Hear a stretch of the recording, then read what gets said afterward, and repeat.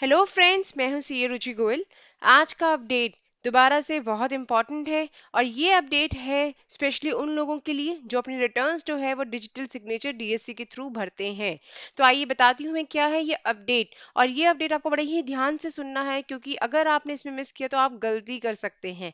तो आइए देखते हैं क्या है अपडेट। आप देख रहे हैं जीएसटी पोर्टल पे और यहाँ पे एक न्यूज़ फ्लैश हो रही है और आप देखेंगे उसे तो बताता है ये the facilities extended to the companies for filing GSTR 3B, GSTR 1 with EVC in lieu of DSC shall be withdrawal with effect from 1st November 2020।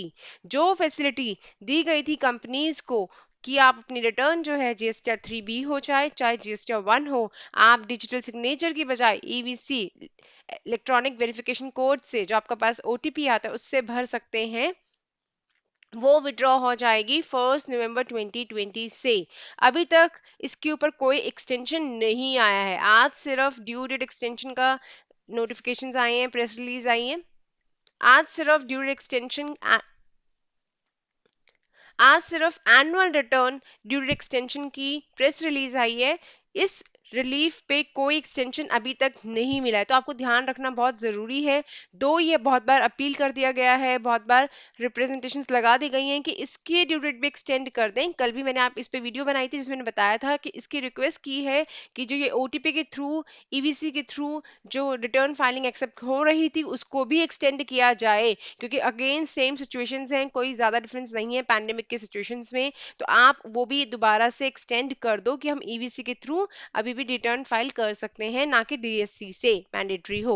तो आइए देखते हैं क्या बोलता है। क्या है ये बोलता है, न्यूज़ एंड अपडेट्स में बताता है कि withdrawal of EVC facility extended to companies for filing GSTR 1 and GSTR 3B.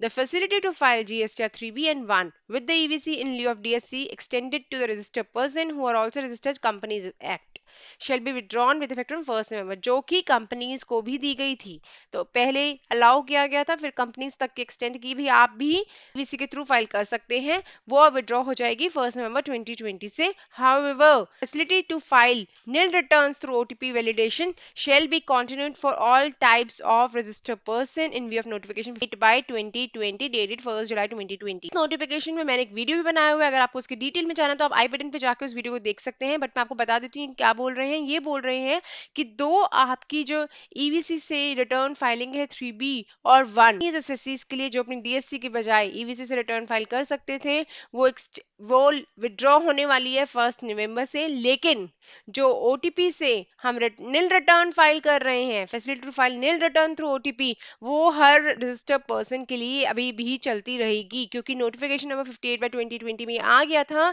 कि अगर आपके नील रिटर्न्स हैं तो आप ओटीपी के थ्रू फाइल कर सकते हैं, आप एसएमएस के थ्रू भी फाइल कर सकते हैं। तो वो अभी भी एक्सटेंड रहेगी, वो अभी भी इनको मिलती रहेंगी फैसिलिटी। लेकिन बाकी एसएससीज जो जिसके नील रिटर्न नहीं है और वो डीएससी के थ्रू ही फाइल कर पाते हैं, उनको डीएससी से ही फाइल करनी है आफ्टर 1 नवंबर 2020।